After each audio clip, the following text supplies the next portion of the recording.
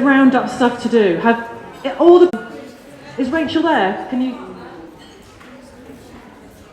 Who else? This is my memory now. You've got a poster, Sarah, you've got a poster, lovely. So this morning it was Martin, Sarah, and this morning. Yes, you can.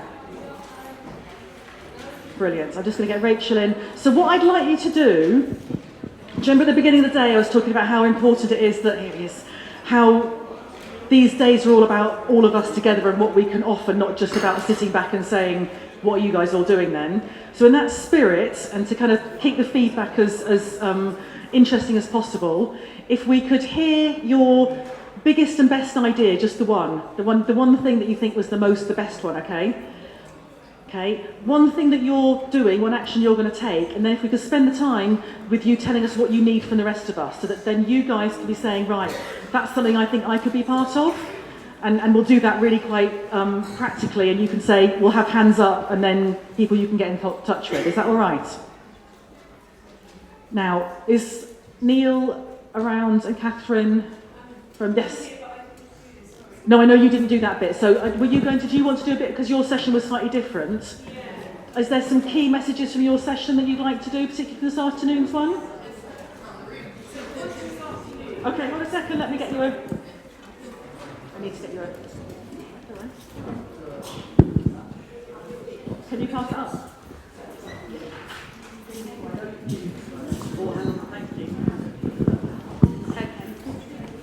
Hi, so this afternoon session, what we were doing was looking at the power of metaphors when we tell stories. So we're looking at all the unhelpful metaphors that exist currently for social care. So things like tsunami and burden and ticking time bomb, everything that talks about social care as a crisis or a burden. And then we generated some new metaphors to tell the story of social care that we want to tell, and those will then, we will select some of them to then test with the public. So you can see both in terms of what Pen is drawing on the board, these are some of the many metaphors that were generated by the group, who are absolutely brilliant at it, I have to say. And then on the paper, the three lists stuck on the wall are all of the ones that came up with people's ticks against them.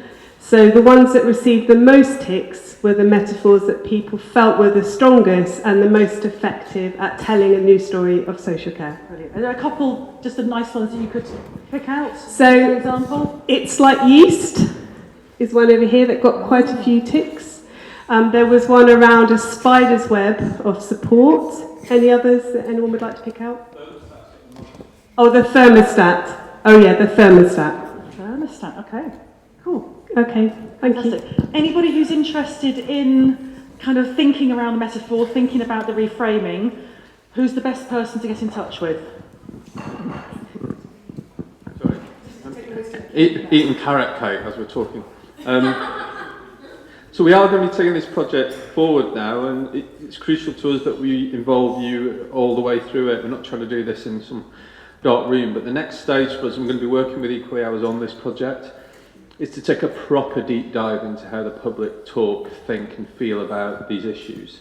So we're going to start that research, and within that we will explore some of these ideas and see whether they make sense to people, whether they actually work and move people in the direction that we might want them to. When we've done that, we'll want to convene again with people and share the results of that and sort of think through what the implications are before we go to the final phase of this research, which is about persuasion. Yeah, so we know how people think and feel, we know the story we want to get across, we've thought about how to express it. Let's really work out now how we tell this story in a way that causes the public or a segment of the public to genuinely come behind our ideas and our way of thinking. And then we've got the tools to work with to start communicating on that basis. Brilliant, thank you. Fantastic. Okay, so this morning's sessions, Martin Walker. I saw you come in, there you are. So what I've asked people to do, Martin, is just say, of all the ideas, what do you think was the biggest one, the biggest one, and then what was one action that you need to take, and then let's really focus on what other people can offer. Okay, so where's the other mic go? There we go, thanks. I guess we spent quite a bit of the session people were pretty frustrated, and we had to get through and past that. One of the things I learned was, certainly for TLAP, that talking about a Care Act rhetoric reality gap, it's more of a chasm. I think that was a real takeaway message. So one big idea then. Trust. How do we build trust across the system, across different stakeholders, all the different people that we need on board to get a better approach to self-directed support? We need to build trust, and we need to go away and think about that. We've got some ideas that we've presented to the session. We didn't really get into the depth that we perhaps could have done because we needed to get out the frustrations with the system. Brilliant. So, in terms of what we need from other people, for other people in this room and people who they know. One of the things we put to the room was there actually are a whole set of networks that get together and think about and work on self-directed support, and we're all kind of coming up with the same frustrations. Mm-hmm. So how do we bring that together better and take that to people like ADAS and the department, say, actually, we need to change this. Here's some crystal clear ideas how we could do that. Okay. So again, if people are interested, are you a good person to get in touch with? Anybody thinking, is this something I would be part of? Yes. One of the things we're going to do as soon as we possibly can is put a newsletter out. Okay. Which will say, this is what people are working on, this is who you need to talk to about it, here's how to get in touch with them. Brilliant. Fantastic. Okay. So be thinking. So I guess that's the job for today, is to be thinking about, when we get that, what might I be up for? Fantastic. Thanks, Martin. Sarah, do you want to? Of course. 100%. Absolutely. No, 100%. I just want to make sure I don't miss anybody. That's the only thing. Sian, Susie, here we go. No, Sian's not here. So we were doing the Making Communities Mainstream bit, where we were looking at kind of community-led and community-level support that is not kind of formal social care, but it's about that kind of safety net and how we can move from where it is now to that being really well resourced and adequately valued. What was I doing? One big idea. One big idea is that this is about much more than social care. This is about communities. So if we're talking about local authorities, it's not just the social care department. We're looking at neighbourhoods departments. We're talking about economic planning, business rates, all sorts of other things. So how do we get more than social care into the room for those conversations, which I think is the kind of action for us. The other thing that came out as an idea was JFDI, which is just do it. Yeah. Which I think is it was a good way to look at it in terms of just cracking on and trying stuff. Things for us is to go and think about how we can bring in more people to the conversation without it feeling like it's getting co-opted into big local authority systems and the kind of good creativity getting lost by bureaucracy.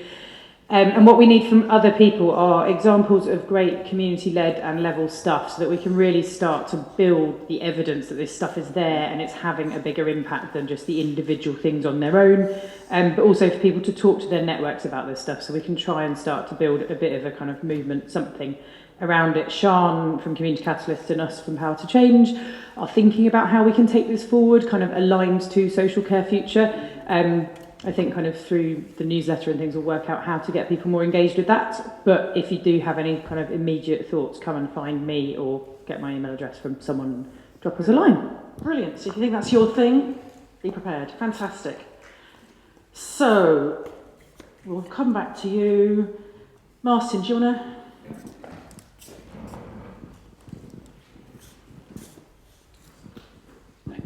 So if we're trying to make the social care vision come true, we're going to need to change how public service resources get used alongside those of people and communities and citizens and businesses and others. So we're going to need to change what we currently call commissioning.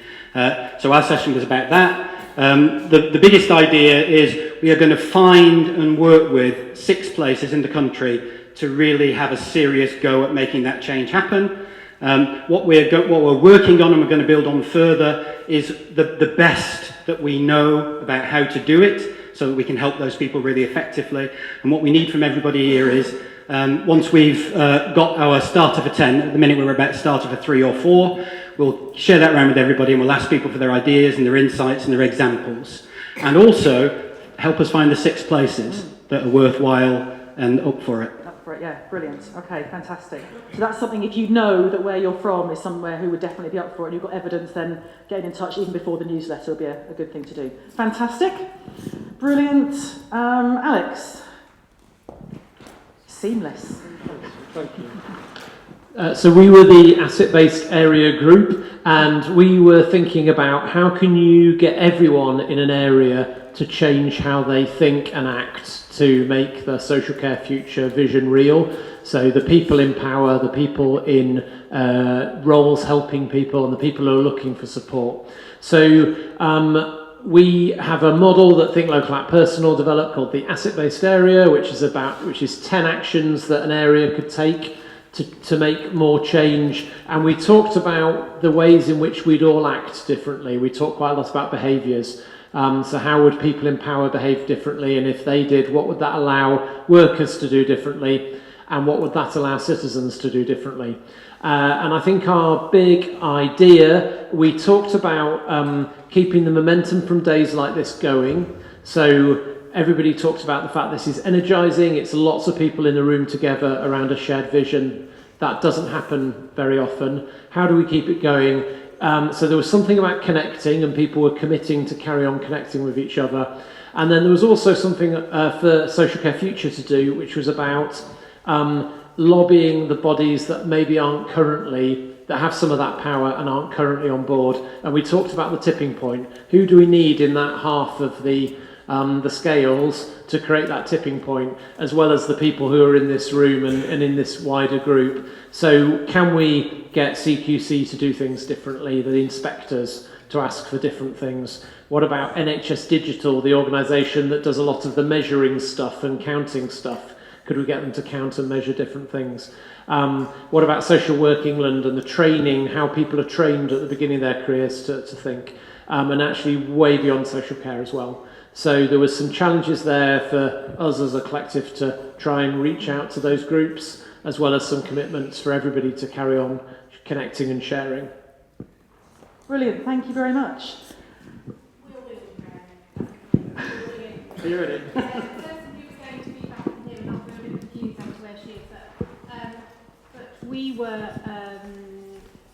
we had great fun sharing some of the focus of the people who were leading our workshop have been having in terms of connecting people and connecting communities. And we talked a lot about we're not an exclusive club, so people saying how can we get in touch with you, how can we share what we're doing. So we've made a real commitment to find a way of mapping all the great connecting and community focused projects. But we thought we kept coming back to, there was one really important thing that we had to do and that we'd like you all to consider, and Ryan has agreed to sort of talk to you about that. Yeah. Basically, what I come across is that we must, all of us, invest in the relationships we have with the people we work with, because it will gain mutual respect. It will get you feel warmth, you feel trust. And because that don't come straight away, that comes with learning and the speaking. And I think that's really a big thing, because it's one of them where they say, oh, it's a professional relationship, but it feels much more better if you talk to each other and it doesn't come out as professional, but as your friend, as someone who cares for you. And I think that way it's a lot better, because everyone then will feel, well, they're not looking at me professionally, they're not looking at me as, oh, well, I'm just one of the clients. It's nothing like that. It's more like, well, I've known this person for a long time and we know what he's going through and we know what we can support him with. And I reckon that within the relationship it'd be a lot better off and everyone will feel more connected. Brilliant. Fantastic, thank you. So something that resonates with the Be Human stuff that Julie was talking about in the open space, that makes a lot of sense, about how we are with each other. Fantastic. Now, I don't think I've missed anybody out. Is that right? I'm always prepared to think that I might have done. Did you want to say anything before we play the photos? No. Yeah, brilliant. Yeah, no, thank you so much.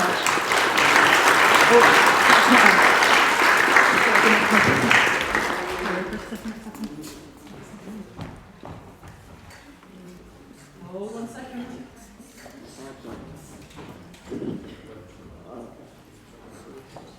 Oh, there you go. I bet you imagine if I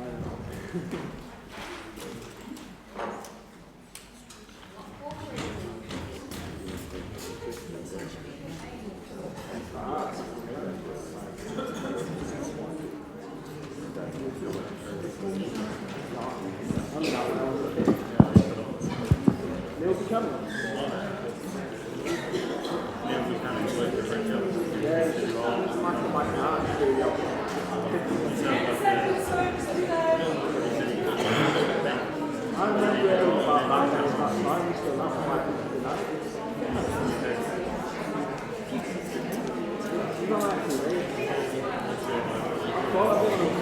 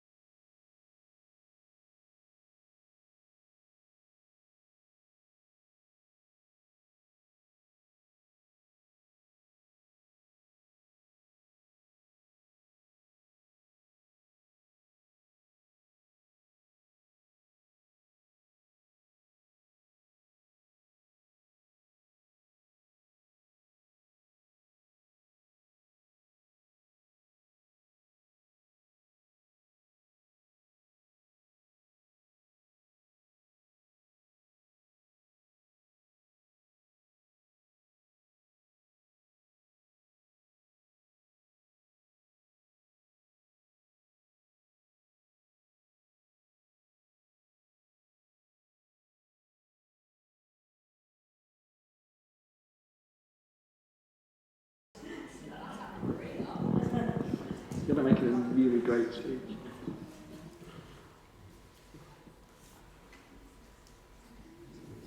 Who's that? Oh, it's Roger Taylor. You're not Roger, will you?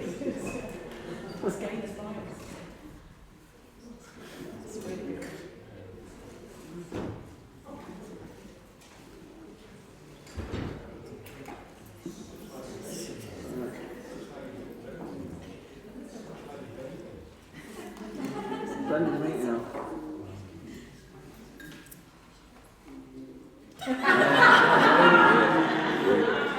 She's chuckling for it.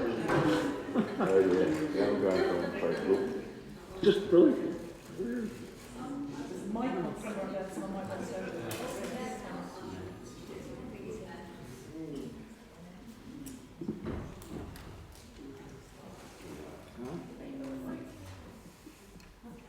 From this side,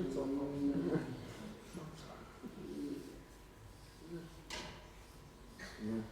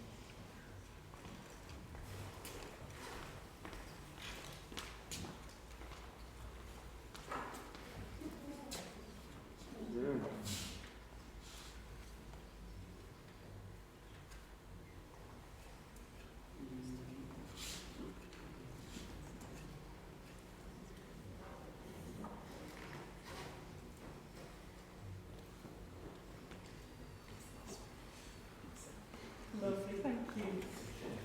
So, Jane, everybody, thank you.